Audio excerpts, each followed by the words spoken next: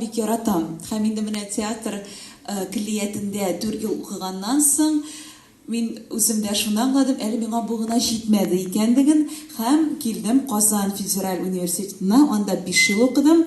Асында җитмәгән булып чыкты, тагын 2 ел укырга калдым. Менә ансы инде узган ел тәмамлап, менә анда 7 ел булды инде, театр училищесында 4 ел шулай студент булып, шәкерт булып йөрдем.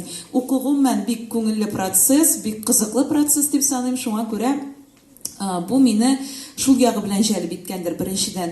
Инде нәкъ менә журналистика өлкәсенә килсәк, нәрсә әйтергә кирәк?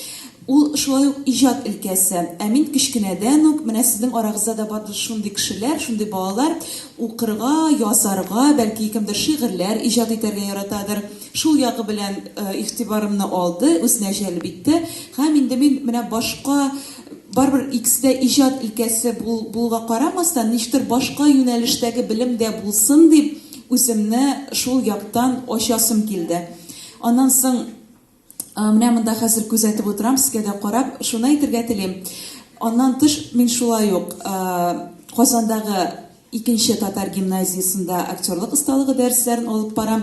Һәм менә миңа шулай балалар белән элемтә, балалар белән аралашу бик якын.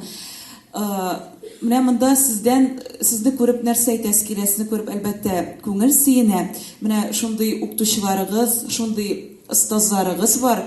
Аларга бик зур рәхмәт әйтәсе килә. Менә сездә шул милли тәрбия, иҗатка кызыксыну сезнең күзләрегездән күренеп тора. Менә алга таба да шул милли тәрбияне, иҗатның асылын аңлауны һәм шушы сәнгатькә яратуны, кызыксынуны саклап калыгыз. Шундый рәхмәт әйтәсем килә шуның өчен сезгә.